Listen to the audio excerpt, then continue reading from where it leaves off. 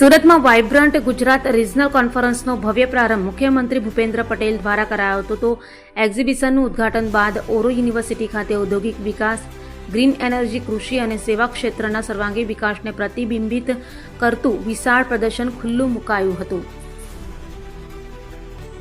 મુખ્યમંત્રી ભૂપેન્દ્ર પટેલે સુરત ખાતે આયોજિત વાઇબ્રન્ટ ગુજરાત રિજિયોનલ કોન્ફરન્સના શુભારંભ પૂર્વે ઓરો યુનિવર્સિટી કેમ્પસમાં યોજાયેલા વાઇબ્રન્ટ ગુજરાત રિજિયોનલ એક્ઝિબિશનનું વિધિવત ઉદ્ઘાટન કર્યું હતું. આ પ્રસંગે રાજ્યના ઔદ્યોગિક વિકાસ, કૃષિ પ્રગતિ, ગ્રીન એનર્જી અને સેવા ક્ષેત્રના સર્વાંગી વિકાસને પ્રતિબિંબિત કરતું વિશાળ પ્રદર્શન ખુલ્લું મુકાયું હતું. મુખ્યમંત્રીએ પ્રદર્શનના વિવિધ પેવેલિયન અને સ્ટોલની મુલાકાત લઈને ઉદ્યોગકારો અને સ્ટાર્ટઅપ પ્રતિનિધિઓ સાથે ચર્ચા કરી હતી. તેમણે નવીન ટેકનોલોજી, ગ્રીન એનર્જી એકમો, કૃષિમાં આધુનિક પદ્ધતિઓ અને સેવા ક્ષેત્રના વિકસિત મોડલ અંગે વિગતવાર માહિતી મેળવી હતી. આ સાથે તેમણે રાજ્યના વિકાસમાં ખાનગી ક્ષેત્ર, ઉદ્યોગકારો અને યુવાનોની ભાગીદારીને મહત્વપૂર્ણ ગણાવી પ્રોત્સાહન આપ્યું હતું. ગુજરાત દેશના ગ્રોથ એન્જિન તરીકે આગળ વધી રહ્યું છે, ત્યારે રાજ્ય સરકાર દ્વારા વાઇબ્રન્ટ ગુજરાતના વૈશ્વિક વિઝનને વધુ વ્યાપક બનાવવા માટે પ્રાદેશિક સ્તરે આ પ્રકારની કોન્ફરન્સ યોજવાનો નવીન અભિગમ અપનાવવામાં આવ્યો છે. આ પહેલના માધ્યમથી રાજ્યના દરેક વિસ્તારમાં રહેલા વિકાસના અવસરોને પ્રોત્સાહિત કરવાના પ્રયાસો હાથ ધરવામાં આવ્યા છે. સુરત ખાતે આયોજિત આ 2 દિવસીય કોન્ફરન્સમાં દક્ષિણ ગુજરાતના સુરત સહિત 6 જિલ્લાઓનો સમાવેશ કરવામાં આવ્યો છે, જેમાં ઉદ્યોગ, કૃષિ, એમએસએમઈ અને સેવા ક્ષેત્ર સાથે જોડાયેલા પ્રતિનિધિઓ સક્રિય ભાગ લઈ રહ્યા છે. કોન્ફરન્સનો મુખ્ય હેતુ રિજનલ ઇન્ડસ્ટ્રીય ગ્રોથને ગતિ આપી રોકાણકારોને આકર્ષવા અને રોજગારના નવા અવસરો ઊભા કરવાનું છે. આ પ્રદર્શને ઔદ્યોગિક અને મેન્યુફેક્ચરિંગ ક્ષેત્ર, ગ્રીન એનર્જી, સસ્ટેનેબલ ડેવલપમેન્ટ, કૃષિ, ફૂડ પ્રોસેસિંગ અને સેવા ક્ષેત્ર એમ મુખ્ય 3 વિભાગોમાં વિભાજિત કરવામાં આવ્યું હતું. આ પ્રદર્શન અંતર્ગત નવીન products, technology, machinery, startup, innovation અને સરકારી યોજનાઓનું પણ પ્રદર્શન કરવામાં આવ્યું છે. તો ખાસ કરીને ગ્રીન એનર્જી ક્ષેત્રમાં સોલાર અને વિન્ડ એનર્જી સંબંધિત પ્રોજેક્ટ્સ કેન્દ્ર રહ્યા હતા. આ ઉપરાંત ગુજરાતની ઓળખરૂપ કૃષિ વૈવિધ્યને પ્રદર્શિત કરતો મેંગો ફેસ્ટિવલ પણ યોજાયો હતો, જેમાં રાજ્યના દક્ષિણ ગુજરાતમાં ઉગતી કેરીની જાતો રજૂ કરવામાં આવી હતી.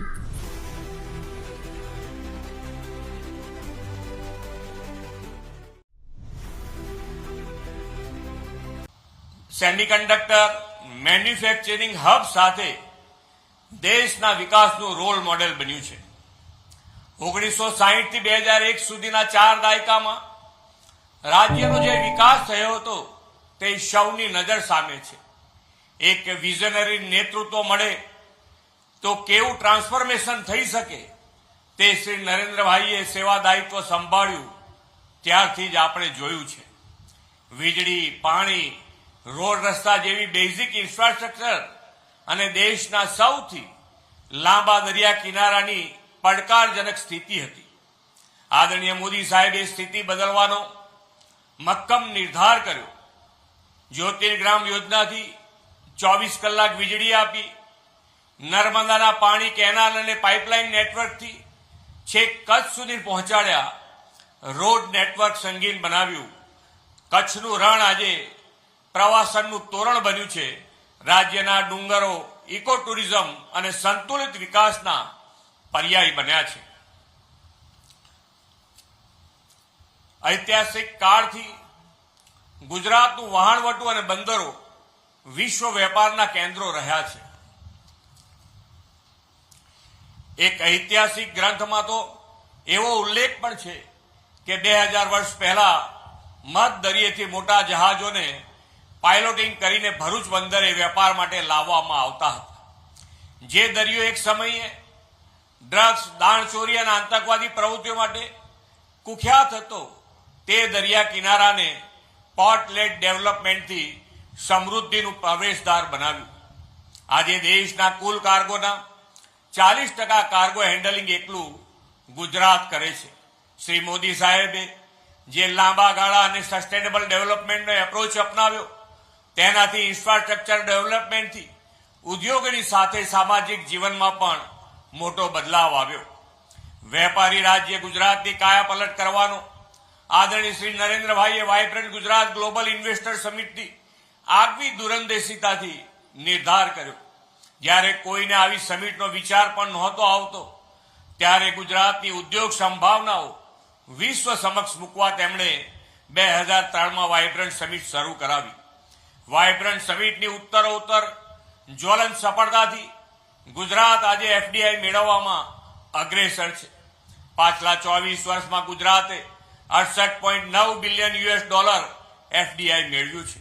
દેશના ઇન્ડસ્ટ્રીયલ આઉટપુટમાં ગુજરાત 18% ફાળો આપે છે.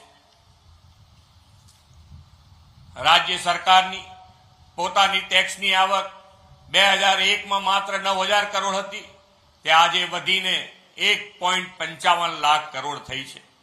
વીજ ઉત્પાદન પણ 53,000 મેગાવોટ થયું છે અને દેશની રિન્યુએબલ એનર્જીમાં ગુજરાત 15% હિસ્સો આપે છે.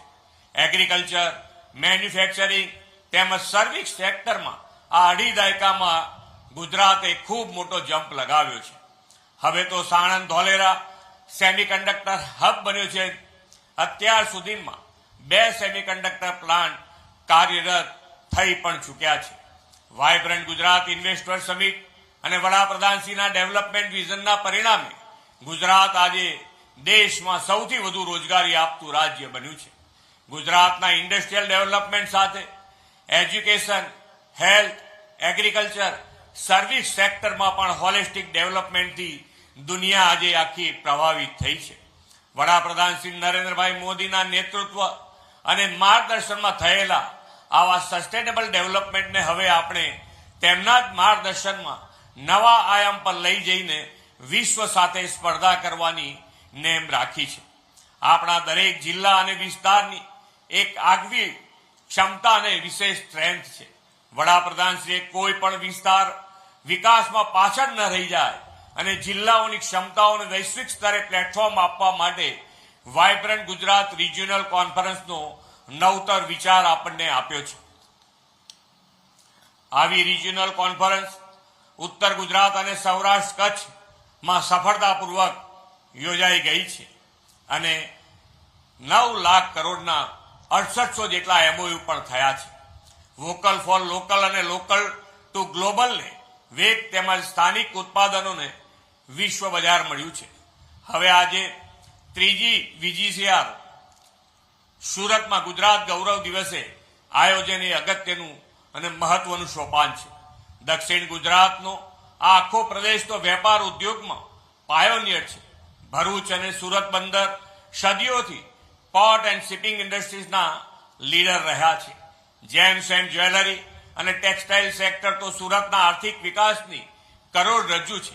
અંકલેશ્વર, ભરૂચ અને વાપી શરીગામના ઇન્ડસ્ટ્રીયલ એરિયા તો કેમિકલ અને પેટ્રોકેમિકલ્સ ઉદ્યોગનું હોમ ગ્રાઉન્ડ છે અને દેશના કેમિકલ ઉદ્યોગમાં 33% હિસ્સો ગુજરાત ધરાવે છે. નવસારી અને વલસાડમાં ફાર્માસ્યુટિકલ્સ, કેમિકલ્સ અને બાગાયતી ક્ષેત્રમાં પણ સંકલિત વિકાસ માટે અપાર સંભાવનાઓ છે. નવસારી તો દેશના સૌથી મોટા ઉદ્યોગ જૂથના પ્રણેતા જમશેદ તાતાની જન્મભૂમિ છે. ડાંગ કુદરતી સુંદરતા અને ટ્રાઇબલ હેરિટેજ, ઇકો ટુરિઝમ અને પ્રાકૃતિક ખેત પેદાશોનું મુખ્ય કેન્દ્ર છે. આદરણીય શ્રી મોદી સાહેબની નેમ છે કે દક્ષિણ ગુજરાતનો આ ભવ્ય વારસો આવનારા સમયના ઉદ્યોગ સાથે કદમ મિલાવે અને સુરત દેશના આર્થિક ગતિવિધિનું મોટું કેન્દ્ર બને.